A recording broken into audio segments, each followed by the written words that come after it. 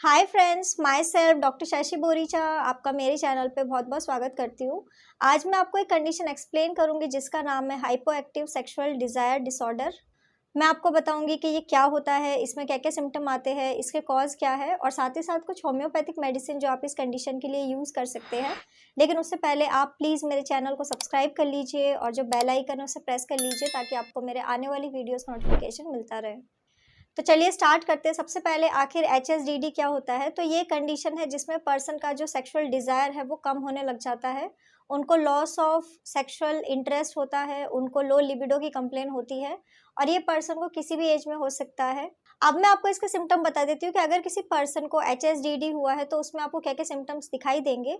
तो first important symptom ये है कि पर्सन को बिल्कुल भी कोई सेक्सुअल डिज़ायर नहीं होता, कोई सेक्सुअल फैंटेसीज़ नहीं होती या फिर अगर उनको डिज़ायर होता भी है तो वो बहुत कम होता है।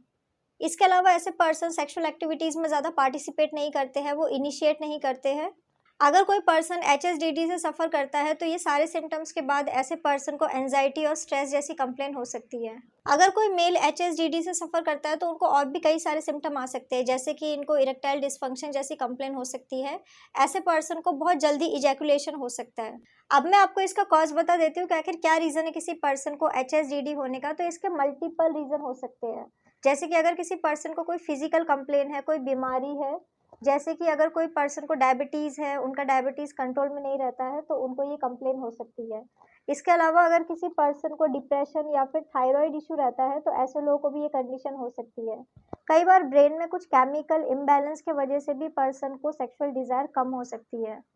इसके अलावा कई सारी मेडिकेशंस भी इसके लिए रिस्पॉन्सिबल है। अगर किसी पर्सन की कोई दवाइयाँ चल रही है, अगर किसी पर्सन का बीपी हाई रहता है, उनकी बीपी की मेडिसिन चल रही है या फिर अगर किसी पर्सन की एंटी डिप्रेसेंट मेडिसिन चली थी पास्ट में तो उनको इन फ्यूचर HSDD हो सकता है। इसके अलावा HSDD उन लोगों में भी कॉमन है जिनकी लाइफ में कोई रिलेशनशिप इशू चल रहा है या फिर जिन लोगों को बॉडी इमेज से रिलेटेड कोई इश्यूज रहता है। अगर किसी पर्सन को कोई मेंटल डिसऑर्डर है, जैसे कि अगर कोई पर्सन एंजाइटी, डिप्रेशन या फिर कोई और साइकोलॉजिकल कंडीशन से सफ़र कर रहा है तो ऐसे लोगों को ये कंप्लेन हो सकती है।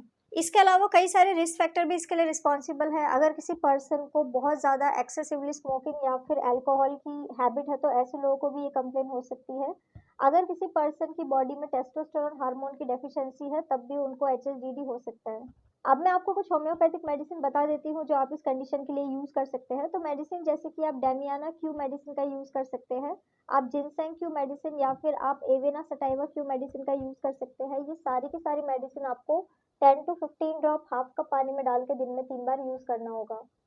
सो फ्रेंड्स, ये था HSDD। मैंने आपको बताया कि ये क्या होता है, इसमें क्या क्या सिम्टम आते हैं, इसके कॉज क्या है और साथ ही साथ कुछ होम्योपैथिक मेडिसिन जो आप इस कंडीशन के लिए यूज़ कर सकते हैं। तो अगर आप किसी भी कंडीशन के लिए मुझसे कंसल्ट करना चाहते हैं तो आप मुझे मेरे व्हाट्सएप नंबर पर मैसेज कर सकते हैं, मैं आपको रिप्लाई करूँगी। तो अगर आपको मेरा ये वीडियो यूज़फुल और इन्फॉर्मेटिव लगा हो तो आप प्लीज़ इसको लाइक कर दीजिए और साथ ही साथ आप मेरे चैनल को सब्सक्राइब कर लीजिए और जो बेल आइकन है उसे प्रेस कर लीजिए ताकि आपको मेरे आने वाली वीडियोज़ का नोटिफिकेशन मिलता रहे। तो आज के लिए बस इतना ही। Thank you.